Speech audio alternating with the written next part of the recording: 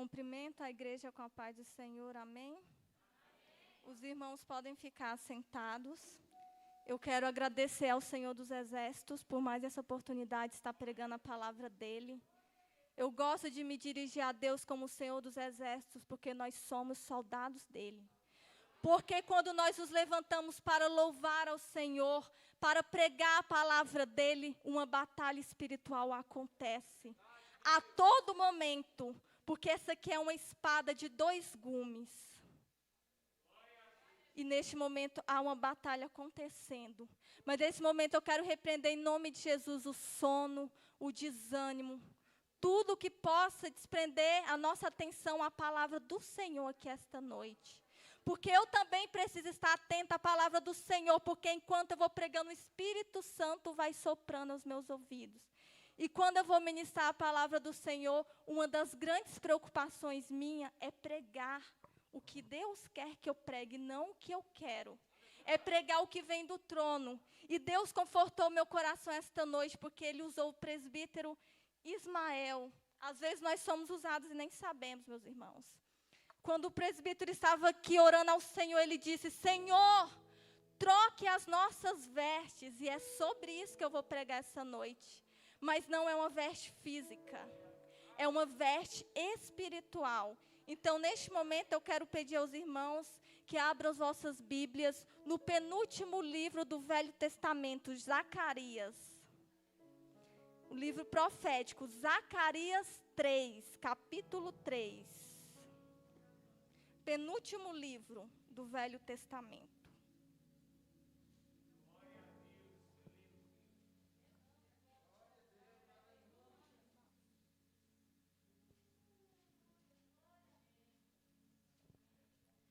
Amém. Zacarias capítulo 3. Vestes limpas para o sumo sacerdote. Depois disso, ele me mostrou o sumo sacerdote Josué diante do anjo do Senhor. E Satanás à sua direita para acusá-lo. O anjo do Senhor disse a Satanás: o Senhor o repreenda, Satanás. O Senhor que escolheu Jerusalém o repreenda. Este homem não parece um tição tirado do fogo? Ora, Josué, vestido de roupas impuras, estava em pé diante do anjo. O anjo disse ao que estavam diante dele: tirem as roupas impuras dele. Depois disse a Josué: veja, eu tirei de você o seu pecado e coloquei vestes nobres sobre você. Disse também: coloquem o turbante limpo em sua cabeça. Colocaram o turbante nele e o vestiram, enquanto o anjo do Senhor observava. E o anjo do Senhor exortou Josué, dizendo: assim diz o Senhor dos Exércitos: se você andar nos meus caminhos e obedecer aos meus preceitos, você governará a minha casa e também estará encarregado das minhas cortes. E eu darei a você um lugar entre esses que estão aqui. Amém? Esta palavra é uma visão que o profeta Zacarias teve. E para compreender, nós temos que entender o contexto no qual eles se passavam. Então, quando a menina dos olhos do Senhor, Jerusalém, desobedecia ao Senhor, Deus permitia com que eles fossem levados cativos. Então aqui nós já vemos um princípio espiritual. Quando nós desobedecemos ao Senhor, nós podemos ser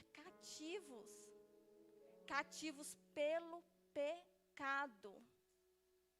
Então, nesse contexto aqui, o povo tinha sido escravizado, estava sob o comando babilônico. Mas chegou-se um dia que Deus decidiu livrá-los do cativeiro. Então, um remanescente voltou para Jerusalém. Jerusalém estava destruída, com o templo destruído, tudo destruído. Então eles tinham que começar a edificar o templo, a cidade, os muros, começar tudo de novo. Não saiam da presença do Senhor. Não se desviem do caminho do Senhor.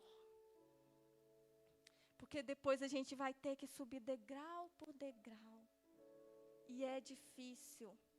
Se nós formos estudar o livro de Esdras e o de Neemias, nós vamos ver a reconstrução do templo, a reconstrução dos muros. E houve uma batalha física muito grande para evitar que esses homens construíssem o templo. E lá no livro de Neemias, houve uma batalha muito grande para evitar que eles construíssem os muros. Haviam inimigos. Mas antes de acontecer a batalha física, acontece no espiritual. Então, Zacarias, o profeta Zacarias e o profeta Ageu foram profetas usados naquela época para um grande reavivamento, para animar esse povo a construir o templo do Senhor. Porque por causa do confronto dos inimigos, o povo desistiu de construir o templo do Senhor. Então Deus foi e levantou esses profetas para trazer uma palavra de ânimo. Porque os sacerdotes, os sumos sacerdotes estavam todos corrompidos.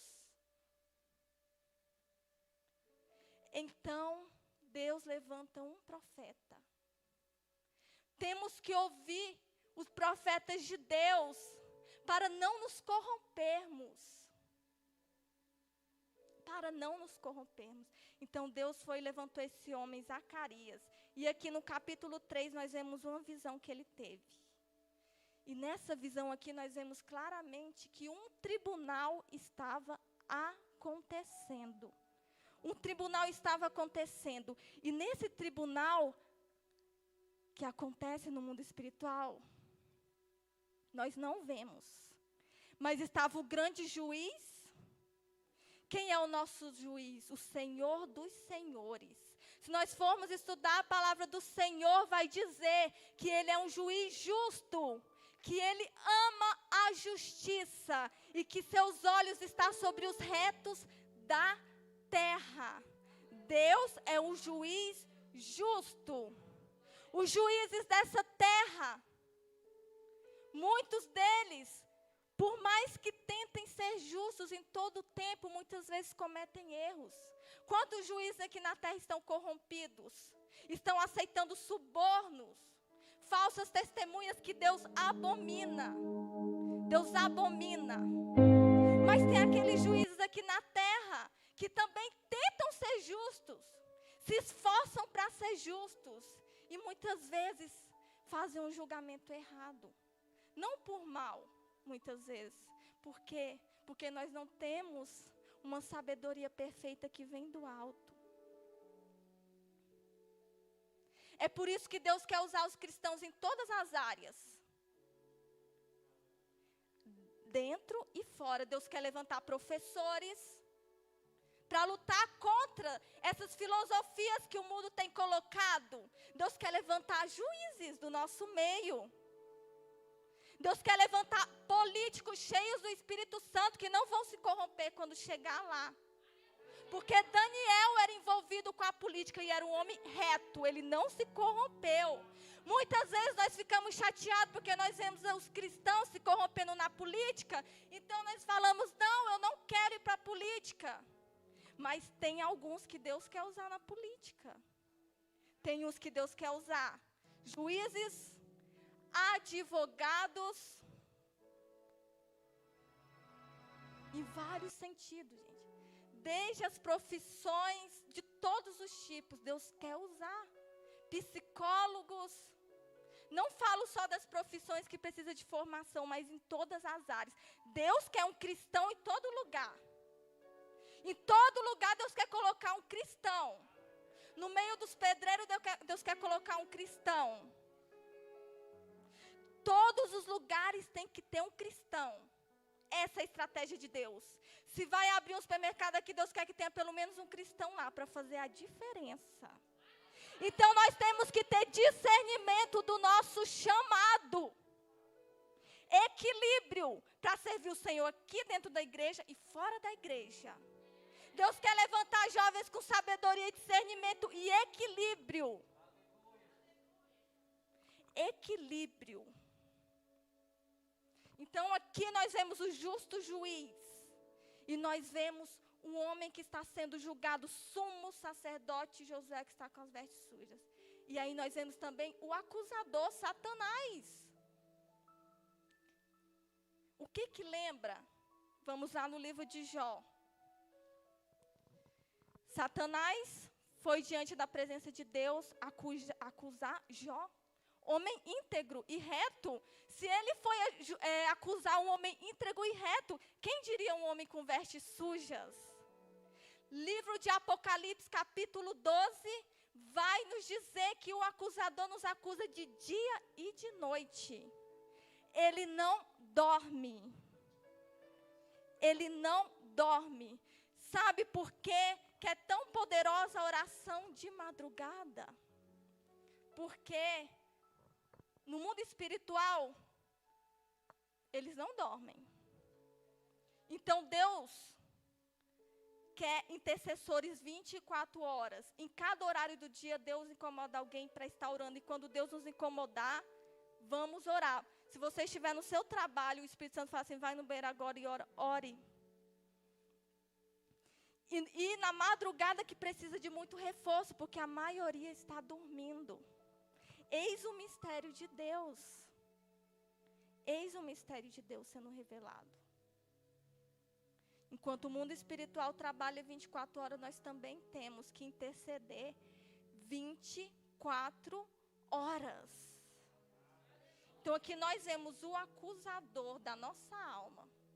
Está lá, acusando esse sumo sacerdote que está com as vestes sujas. Mas eu quero dizer à igreja que nós temos um advogado fiel, e o nome dele é Jesus Cristo, o leão da tribo de Judá, aquele que luta por mim e por você, aquele que intercede por nosso favor, o advogado dos advogados. E é um advogado que tem autoridade diante do juiz. Ele tem autoridade diante do juiz porque ele pagou um alto preço por essa autoridade. Porque ele entregou o sangue dele por mim e por você. E eu quero te dizer, recorra ao advogado esta noite. Porque o juiz de toda a terra está sentado no seu trono neste momento. E os olhos dele estão sobre nós, o Espírito dele está aqui. Apresente as vossas causas diante do Senhor. E agora eu quero falar um pouco sobre santidade, que é o que o Senhor me pediu para pregar esta noite. O foco. Quando se fala em santidade, a gente já começa a pensar, né? É uma lista do que eu devo ou não devo fazer. Mas é bem mais profundo que isso. Sabe por quê? Porque na velha aliança, no Velho Testamento, havia a lei do Senhor. Ainda Jesus Cristo não havia se manifestado, então a graça não havia se manifestado sobre a terra. Então tinha a lei do Senhor. E tinham aqueles homens chamados de fariseus, doutores da lei. Nós vemos aqui os fariseus, que eram aqueles que conheciam a palavra, conheciam a letra de A a Z. Eram aqueles homens que tinham aparência de santidade. Eram aqueles homens que muitas vezes, aparentemente, conseguiam até cumprir tudo. Nós vamos ver a parábola do fariseu e do publicano. O fariseu chegou diante de Deus para orar e disse, Senhor, eu não sou como esse publicano, eu jejuo 2 vezes por semana, eu dou o meu dízimo, eu faço isso, eu faço aquilo, se exaltando. Mas o Senhor disse que, Jesus Cristo disse nessa parábola, que o publicano, de cabeça baixa, constrangido diante de Deus, falava: ai de mim, Senhor, porque eu sou pecador. Ai de mim.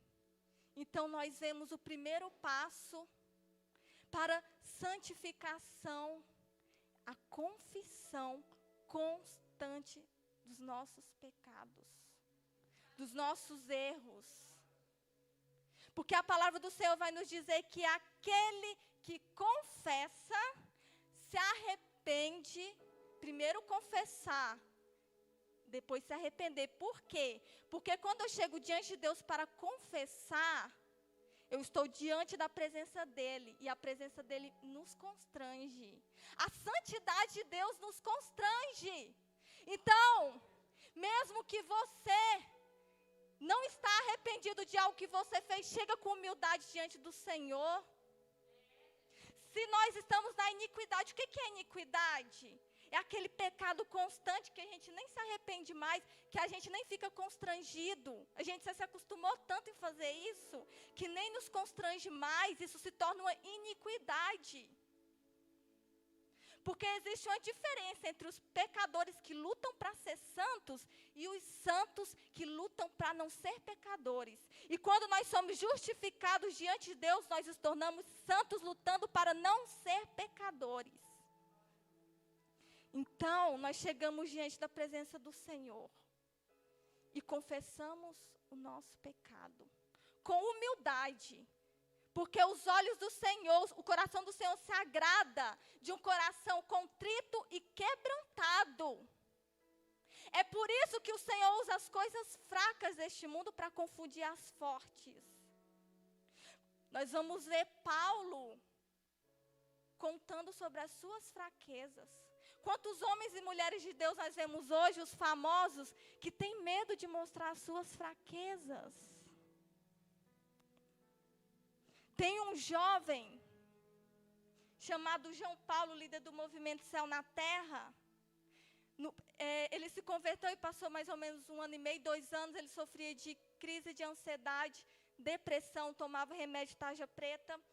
E aí ele viajava o Brasil inteiro pregando, enviado pelo Senhor. E um dia ele estava pregando e Deus falou assim para ele: fala para ele os remédios que você toma. E ele ficou com vergonha: mas Senhor, essa geração, eu sou influenciador dessa geração, o que eles vão achar de mim? O que eles vão pensar de mim? E Deus falou assim: não é sobre você, é sobre mim. Então ele foi e contou a sua fraqueza. E naquele dia Deus curou tanta gente. E curou ele também, naquele dia. Depois daquele dia nunca mais ele tomou remédio. Então, muitas vezes nós temos que ser fracos para sermos fortes. Nós temos que nos reconhecer a nossa fraqueza diante de Deus. A palavra do Senhor vai dizer: jovens, eu vos escrevi porque sois fortes.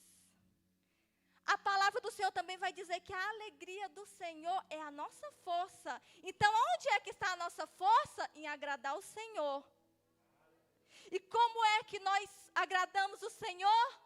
Nos santificando.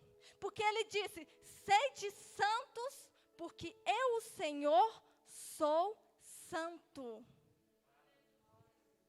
Então, nós voltando lá para os fariseus, nós aprendemos uma grande lição com isso. A santificação tem que começar de dentro para fora. Por quê? Porque se eu começar a minha santificação de fora, primeiro, eu posso me apegar ao que o outro pensa de mim, ao que os homens pensam de mim. Mas primeiro eu preciso me apegar ao que o Senhor pensa de mim. O que o Senhor pensa de mim? Quando eu me apego a isso, eu me santifico de dentro para fora. Porque o Senhor quer santificar a nossa alma e o nosso corpo físico. Porque o Senhor quer santificar os nossos pensamentos e quer que abandonemos os nossos vícios. E quando se fala em vício, a gente pensa, cigarro, droga, bebida. Gente, é mais profundo do que isso. Por quê? Porque existem vícios que se tornam culturais. E qual é um vício cultural? Celular, rede social, como o jovem aqui falou. Então, nós temos que nos atentar também a esses vícios culturais, para que nós não venhamos colocar nada acima do Senhor. A palavra do Senhor vai dizer, se os seus olhos forem bons, todo o seu corpo será luz, será iluminado. Aí nós pensamos, Senhor, mas é tão difícil. Nós vivemos em uma época em que o pecado superabundou. Está tão difícil. Antigamente, na época medieval, os jovens não tinham acesso a pornografia, celular, sensualidade. E nós hoje com facilidade temos acesso a isso, Senhor. Me entende, Pai, porque é muito difícil. Mas Deus é tão justo que Ele sabia que nos últimos tempos o pecado ia superabundar. Por isso que Ele disse, aonde superabundou o pecado, superabundou a graça. A graça do Senhor. E nós temos que ter fé. Sabe por quê? Porque muitas vezes nós temos fé que Deus cura, que Deus faz milagres. Mas às vezes nós não temos fé que Deus perdoa os pecados. Na caminhada de cristão, a gente se converte, vem aquele primeiro amor, santifica. Chega um tempo que a caminhada fica mais difícil, porque Deus, Ele vai deixando a gente caminhar com as próprias pernas, né? A gente nasce de novo, então é como uma criança, Ele vai carregando no colo, depois ensina a andar, a gente cai, levanta. E a caminhada vai ficando difícil. E às vezes a gente pensa, não, eu não vou cair mais, eu não vou cair. E às vezes acontece da gente cair. Mas é neste momento, quando a gente cai, que nós nos lembramos da graça do Senhor. Que sem a graça do Senhor nós nada podemos fazer. Sem a graça do Senhor eu não conseguiria estar pregando aqui. É tudo pela graça dEle. É a graça do Senhor que nos fortalece. Então nós temos que ter fé que Deus perdoa os nossos pecados. Sabe por quê? Porque quantos cristãos, quantos homens e mulheres de Deus que às vezes até alcançaram um status no meio cristão, que caíram e não conseguem se levantar mais porque não conseguem se perdoar. Sabe aquele orgulho, não era para eu ter caído, mas eu caí, não vou me levantar mais, não tenho mais forças. Não tenho mais forças. Mas Deus é tão poderoso, que se um dia um pregador cair, se desviar da presença do Senhor e esse pregador se arrepender de todo o seu coração e voltar para a casa do Senhor, ele vai dizer, Senhor, eu vou ficar aqui mesmo, aqui embaixo, eu não sou mais digno de subir nesse altar. E Deus, com a sua misericórdia, concede autoridade. Assim como o filho pródigo, quando o filho pródigo ele caiu, ele voltou para o pai dele e disse, não sou mais digno de ser chamado teu filho. Quantos estão caídos aí e acham que não são mais dignos de ser chamados de filhos? E nós temos que levar a graça do Senhor para essas pessoas.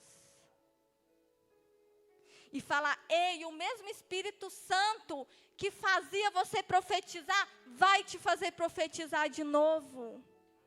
E muitas vezes nós damos ouvido ao acusador. ao acusador da nossa alma.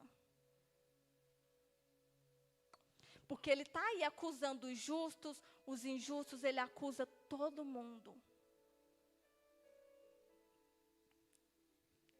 Mas o advogado está aqui para nos defender, nos justificar. E nesta noite, apresente a tua causa ao Senhor. Jovens, eu quero falar algo que nessa semana Deus mandou eu falar para alguns jovens, não são todos, são alguns. Deus mandou dizer que tem coisas que vocês erraram, fizeram pecado que precisa ser confessado aos pais. Aos pais de vocês. Já até confessaram a Deus, mas Deus quer que confesse aos pais, sabe por quê? Porque a comunhão com os pais e seus filhos está acabando. Os jovens querem se abrir para o amigo, para a amiga, e tem medo de se abrir com seus pais. Não importa qual vai ser a reação deles, eles vão te compreender. E através dessa confissão, vai gerar uma comunhão.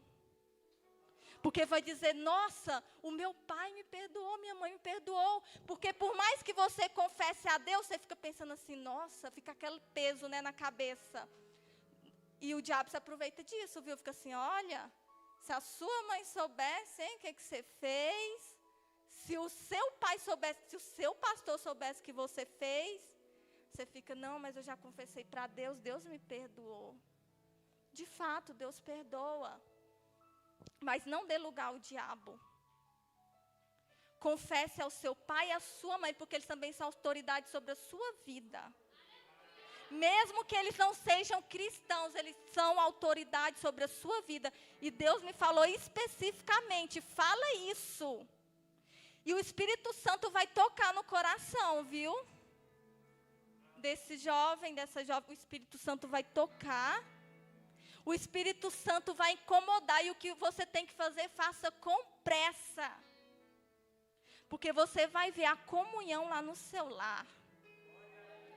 Porque o seu pai e a sua mãe, se vocês soubessem o poder da oração que tem um pai ou uma mãe sobre a vida do seu filho. Não foi Jacó que liberou uma palavra de bênção sobre o filho dele? Uma palavra poderosa. Então, jovens, às vezes vocês foram perdoados por Deus, mas falta uma cura interior. E quando confessar o seu pai e sua mãe, vai vir essa cura interior. Vai ser como se tivesse tirado um peso das suas costas. Porque eles são as melhores pessoas para vocês confessarem, para vocês confiarem. Isso vai gerar mudança no coração deles também, confiança. Nossa, o meu filho agora está me contando os segredos. Então, Deus quer esse conserto. Deus falou claramente que Ele quer esse conserto.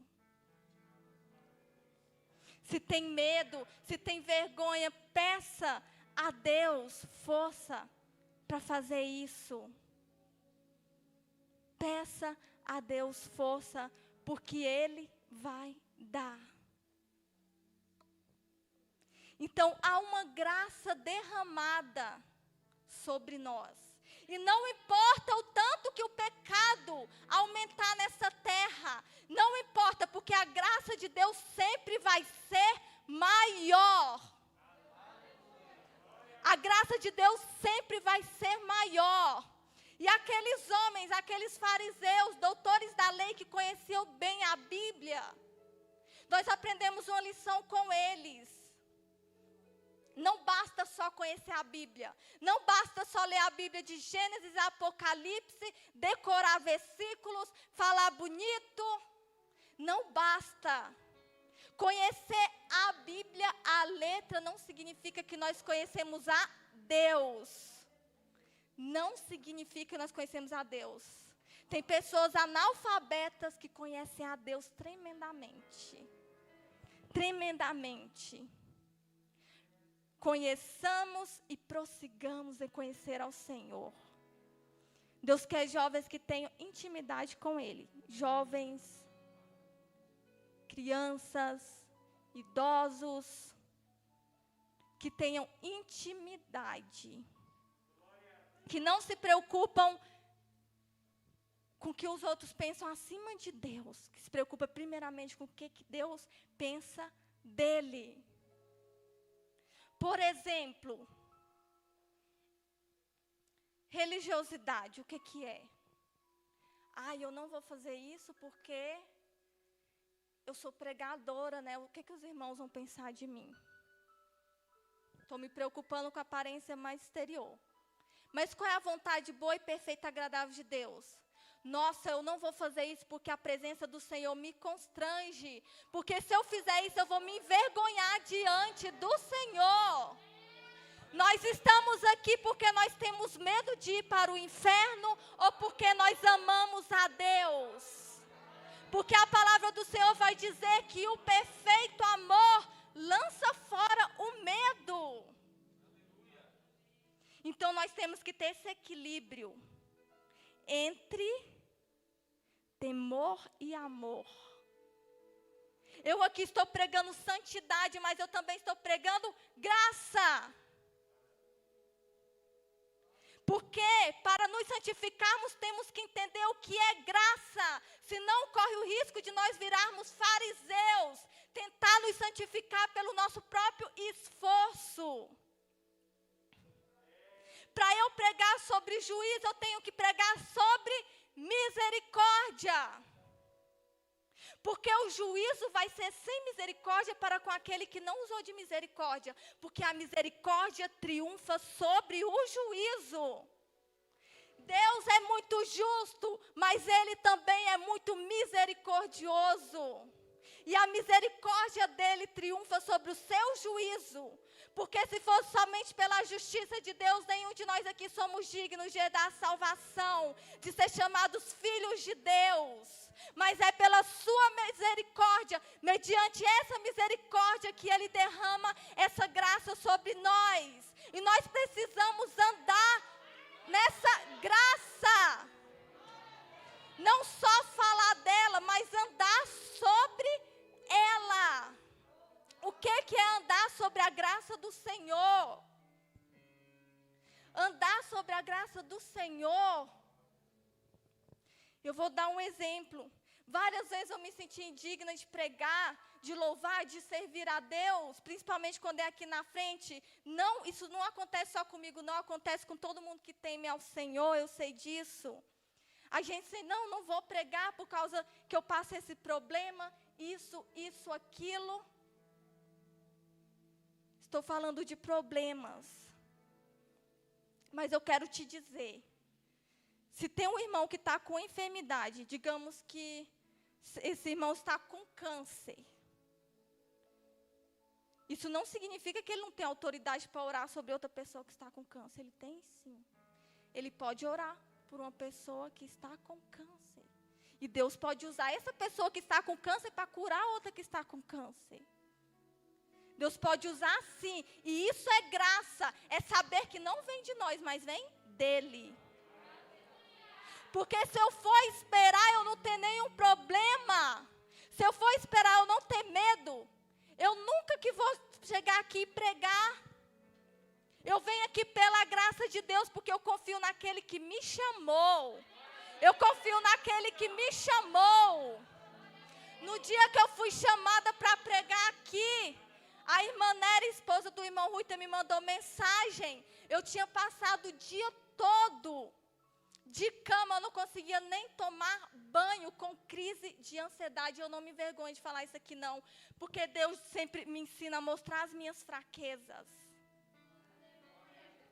E aí começou a luta dentro de mim, Senhor, eu vou ou não vou? Olha a situação que eu estou sem forças para levantar da cama. Mas Ele disse, vai, porque eu vou curar pessoas na mente. Sabe por quê? Porque Ele usa os fracos para confundir as coisas fortes deste mundo. Porque Ele usa aquele que não é para confundir aquele que é. Porque Ele usa os humildes para confundir aqueles que se dizem sábios. Porque a loucura de Deus é mais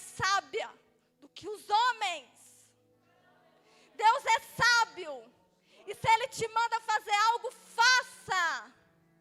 Porque aquele que te chamou é fiel.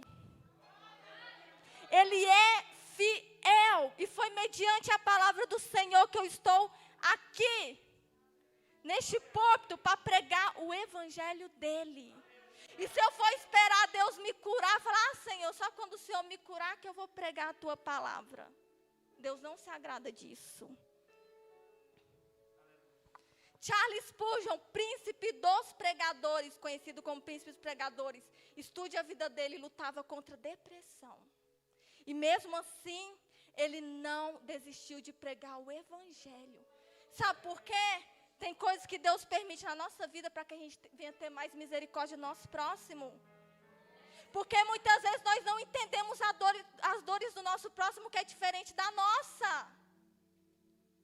Então Deus nos permite passar muitas vezes por depressão, crise de ansiedade, para que lá na frente, quando a gente conhecer alguém, a gente venha se compadecer dessa pessoa. Sabe por quê? Porque nós vemos só a aparência, a gente não vê o coração da pessoa.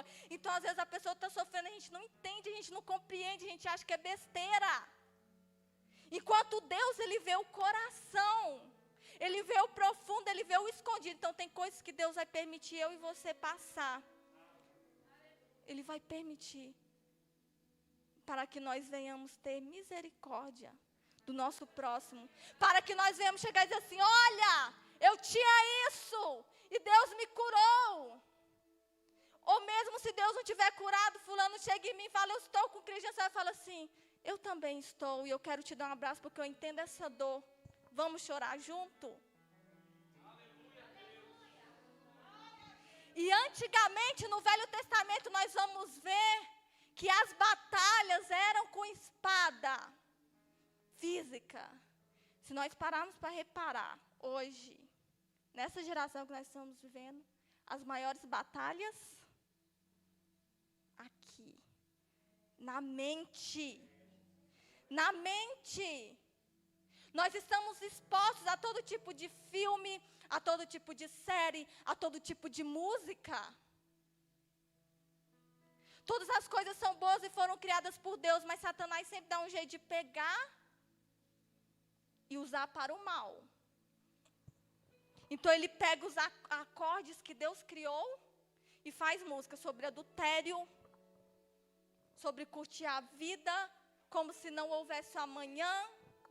Fazer tudo que você pode fazer hoje.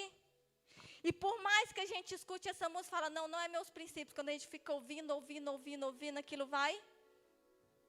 Às vezes está lá no nosso inconsciente. A gente começa a ter muito sonho erótico. E fica sem entender. A gente começa a ter pensamentos estranhos. É tudo que a gente consome. Pelo ver, pelo ouvir. Santificai-vos.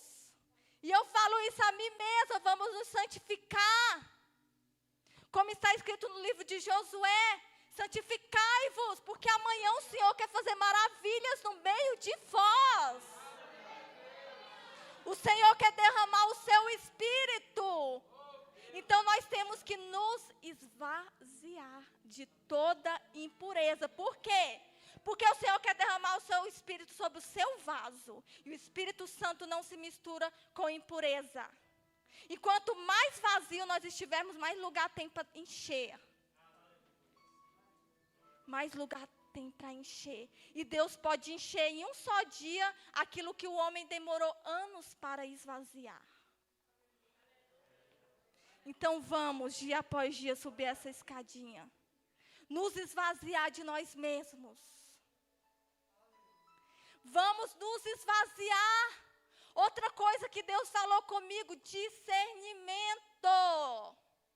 Tá falando maligna. O diabo, ele mistura mal com bem.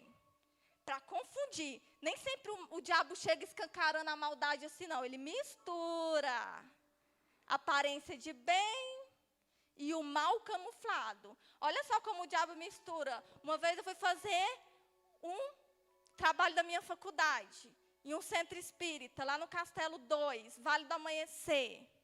Chegando lá, está escrito, lá na entrada do centro espírita, está escrito assim: eu sou o caminho, a verdade e a vida. Ninguém vem ao Pai senão por mim. Lá. Olha só. Aí dentro do centro espírita tem a imagem de Jesus Cristo. Jaula para os espíritos baixar lá. Tudo quanto é tipo de trem. Tem de tudo. E o diabo, ele mistura. Coloca lá um versículo bíblico, aí tem umas pessoas que creem em Jesus Cristo e vai lá e fala: não, aqui a gente faz o bem, a gente ajuda as pessoas, somos generosos. Então ele mistura. Jovem, tenha intimidade com o Senhor. Jovem, adulto, todo mundo, vamos ter intimidade com o Senhor, porque Ele vai nos dar discernimento para discernir o que é bem, o que é mal, o que agrada a Ele, o que não agrada. Porque o Senhor disse: não sejam levados por todo vento de doutrina. Que não sejamos levados. Que nós venhamos ter conhecimento da palavra do Senhor. Discernimento. E através da intimidade com Deus, que nós vamos ter esse discernimento. E para ter discernimento, a gente também não tem que ficar se comparando com o outro não, sabe por quê? Porque tem coisas que Deus cobra de mim, não cobra de você. A gente tem que ter esse discernimento também. Por exemplo, eu vou dar aqui um exemplo. Uma vez o pastor Zé de Santos me disse isso, né? Que falou assim: tem coisas que Deus cobra de mim, não cobra de você. Eu, por exemplo, ele falou que não jogava futebol, porque eu tinha problema, né? Às vezes ficar irado e tal. Então, assim, era algo que ele sentia que não era fazer. Mas tem pessoas que Deus não vai cobrar isso. Então, vamos parar de nos comparar nossa vida com outros e buscar intimidade com o Senhor diretamente. Porque o Espírito Santo vai nos guiar. Porque o Espírito Santo veio para nos guiar de toda verdade e toda justiça. E olha só, Jesus Cristo deixou bem claro que Ele não veio para tirar a lei. Ele veio para cumprir a lei. Sabe por quê? Porque tinham pessoas lá, fariseus e outras pessoas, que achavam que estava cumprindo a lei todinha. Está aqui os 10 mandamentos: eu não cobiço, eu não traio minha esposa, eu não mato. Aí Jesus Cristo veio e deu um choque de realidade e disse: em verdade vos digo, se algum homem olhar para uma mulher e vice-versa, com intenção impura no coração, de fato te digo que esse homem já adulterou com ela. Então Jesus Cristo, Ele veio mostrar que ninguém estava conseguindo obedecer à lei, tudo. Por quê? Aqueles homens se deram conta: nossa, tanto de vezes que eu adulterei em meu coração. Então Jesus Cristo veio mostrar que pelo nosso esforço a gente não consegue cumprir a lei. Assim, tudo certinho. Nós precisamos da graça de Deus. E a graça de Deus, ela anda junto com a lei. E é mediante esta graça que nós podemos nos santificar. Com humildade, exercendo misericórdia uns para com os outros. Amém? E agora eu quero convidar a equipe de louvor para solar e fazer uma oração com a igreja. E nessa oração, nós vamos pedir ao Senhor para trocar as nossas vestes